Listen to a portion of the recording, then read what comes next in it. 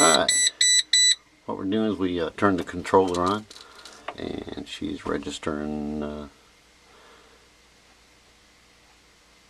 12.5 volts, and that's exactly what, and I've got it connected just to the two 8D batteries, and that's what they're showing. Next thing we're going to do is we're going to turn on the coffee pot, and basically she's on. She's running off the inverter, and inverter's making a weird noise, but it's working.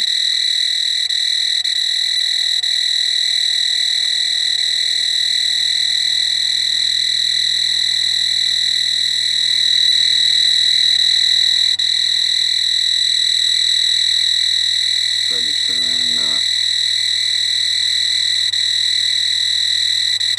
11.3 volts, but up here she's registering 11.9 and 12.0, and it's making a weird noise, and it's got something that says LUP on it. I'm gonna have to look that up, see what it is.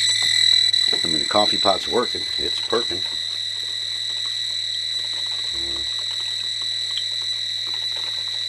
So I guess we're gonna see basically what it does. I'm gonna perk 8 cups of coffee, and we'll get back to you. But I have to find out what that LUP is. I don't know what it is. I'll have to look it up on the net.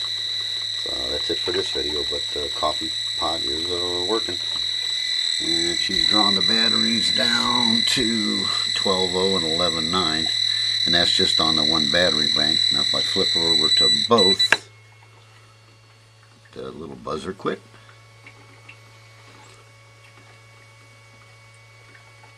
And drives for 11.5 volts.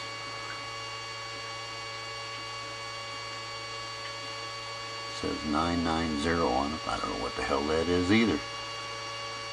It's registering all kind of stuff. I'm gonna have to look it up. Oh, there goes a little buzzy again. So we'll look it up and get back with you. Say goodnight, Mel. Good night.